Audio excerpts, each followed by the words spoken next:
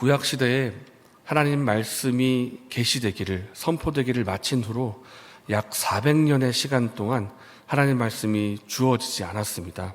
그것을 암흑의 시대, 공백기라고 말하는데 그 약 400년 동안 아무런 말씀의 계시가 백성들에게 주어지지를 않았습니다. 그러다가 400년이 지나서 하나님 말씀이 세례 요한을 통해서 선포되기 시작하게 되고 또 요한을 통해서 회개의 세례가 시행이 되는데 백성들이 거기에 참여하게 됩니다.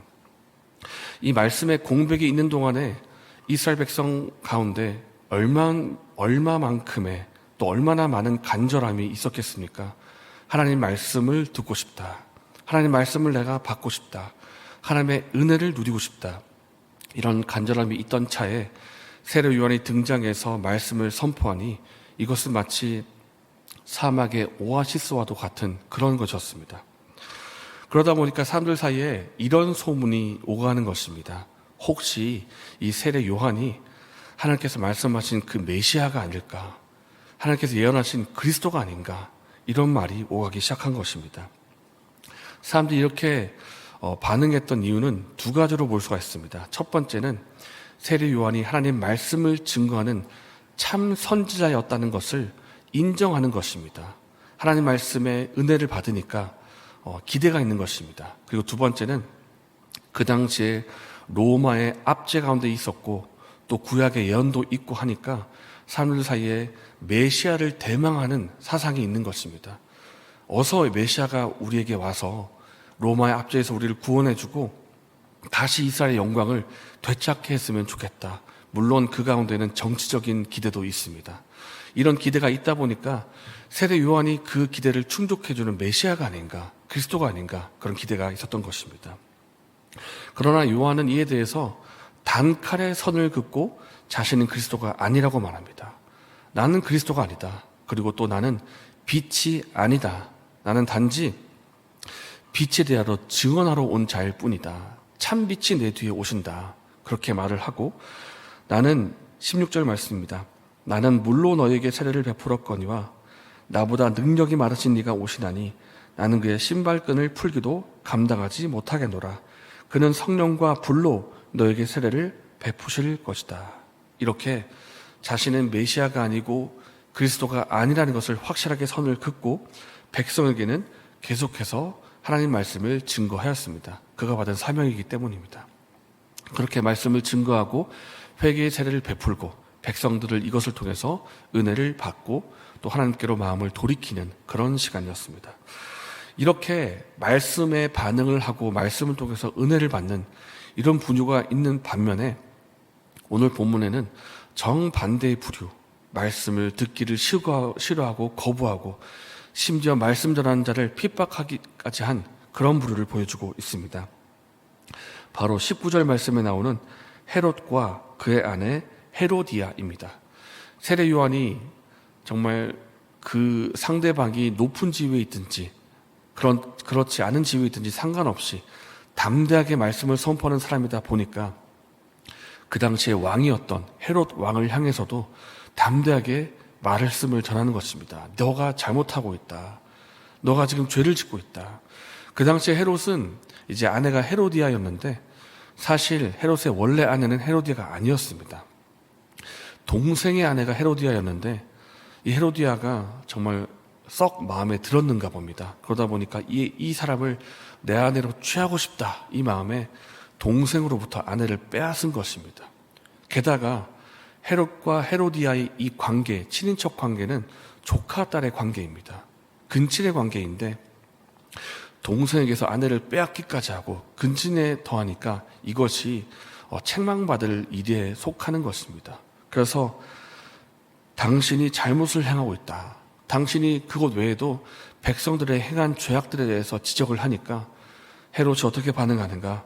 듣기 싫다. 그러면서 요한을 옥에 가둔 것입니다. 그래서 오늘 본문은 앞부분에 크게 두 부류를 보여주고 있습니다. 한 부류는 말씀에 대한 사모함이 있는 사람들, 말씀에 대한 갈급함이 있기 때문에 그 말씀을 아주 받으면서 은혜를 받는 사람들이 있는가 하면 또 한 부류는 말씀을 듣기 싫다라고 하면서 말씀을 거부하고 심지어 말씀 전하는 사람을 핍박하게까지 하는 그런 부류를 보여주고 있습니다. 오늘 저와 여러분은 말씀에 대해서 어떠한 반응을 하고 계십니까? 말씀에 대해서 어떠한 태도를 가지고 계십니까? 환영하는 마음으로, 갈급한 마음으로 말씀을 받으십니까? 아니면 그 말씀이 단지 나에게 듣기 싫다는 이유만으로 그 말씀을 거부하고 있지는 않으십니까? 말씀을 어떻게 받는가에 따라서 그 말씀이 열매를 맺기도 하고 혹은 싹이 나지 못해서 열매 맺지 못하기도 합니다. 예수님께서 네 가지 밭의 비유를 하실 때 그 말씀의 밭이 다른 것이지 말씀이 다른 것이 아니었습니다. 말씀의 씨앗은 동일하게 뿌려지지만 말씀을 받는 밭이 다르니까 열매도 맺히기도 하고 맺히지 않기도 하는 것입니다. 오늘 저 여러분의 마음밭이 옥토와 같은 마음밭이 되어서 그 말씀을 사모함으로 받고 말씀에 열매 맺는 은혜가 저 여러분에게 있기를 예수님의 이름으로 축복합니다. 이어지는 내용은 예수님께서 요한이 베풀고 있는 세례 현장에 나타나시는 그런 장면입니다. 21절 말씀을 보면 예수님이 세례를 받으셨다 이렇게 짧은 내용이 나와 있는데 다른 복음서를 보면 요한과 예수님이 대화하는 내용도 있습니다. 세례 요한이 거의 펄쩍 뛰면서 아주 놀라면서 말합니다. 아니 예수님, 제가 당신에게 세례를 받아야 될 텐데 왜 저에게 세례를 받으러 오십니까? 왜냐하면 예수님은 세례받을 필요가 없는 분이시기 때문입니다. 하나님이시기 때문에. 그런데 왜 저에게서 회개의 세례를 받으려 하십니까? 그러자 예수님 대답하시기를 이제 이것을 허락하라. 이것을 통해서 우리가 의를 이루는 것이 합당하다.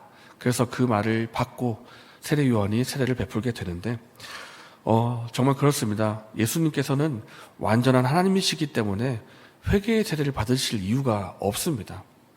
그러나 요한의 세례를 받으신 이유는 인간의 죄를 대신하여 죄를 대신 지는 어린 양으로서 그 세례를 받으신 것입니다. 그러니까 사람의 죄를 대신 지는 입장에서 그 세례를 받으셨다라는 것입니다. 또 한 가지 의미는 일종의 공생의 사역을 시작하는 대관식이라고도 할 수가 있습니다. 예수님께서 세례를 받으시자 성부 하나님으로부터 음성이 들립니다. 이는 내 사랑하는 자요 내 기뻐하는 자다. 음성이 들리고 그리고 또한 성령 하나님께서 비둘기처럼 예수님에게 임하십니다. 그래서 하나님이 삼위일체다 우리가 이렇게 고백을 하고 있는데 삼위일체가 분명한 증거가 이 본문에서 나타나는 것입니다. 성부 하나님이 계시고 성자 예수님이 계시고 성령 하나님이 임하신 이 사건이 바로 이 장면인데 이것은 곧 앞으로 메시아 사역, 그리스도 사역을 시작하시는 그 시작 지점의 대관식이라고도 할 수가 있는 것입니다. 그래서 본격적으로 예수님께서 역사의 무대에 등장을 하시고 메시아 사역을 하시는 그 본격적인 모습을 이 세례를 통해서 시작을 한다 보여주고 있는 것입니다. 예수님께서 이것은 또한 완전한 하나님이자 완전한 인간이시기 때문에 받으신 세례이기도 합니다. 인간으로서 받으신 세례입니다. 예수님이 인간으로 오셨기 때문에 인간의 죄를 대신하신 것이고 인간의 연약함을 몸소 체휼하셨습니다. 그리고 예수님은 오늘날 우리에게도 동일하게 우리의 고통과 우리의 아픔을 아는 분이시기도 합니다. 오늘날 우리가 살아가면서 겪게 되는 크고 작은 일들 그리고 여러 가지 고민과 문제들 그것을 예수님은 외면하지 않으신다는 것입니다. 우리의 모든 감정과 모든 아픔과 모든 연약함을 다 아시는 분이시기 때문에 충분히 우리를 위로하시는 분이라는 것을 믿으시기를 바랍니다. 그래서 우리 예수님은 완전한 하나님이자 완전한 인간이십니다. 인간의 연약함을 체휼한 분이시고 인간의 아픔을 모두 다 아시는 분이심을 알고 예수님을 통해서 위로와 격려를 받으시고 샘을 받으심으로 오늘 하루를 힘있게 살아가시는 저 여러분 되시기를 예수님 이름으로 축복합니다. 이 시간 함께 말씀을 생각하면서 기도하겠습니다.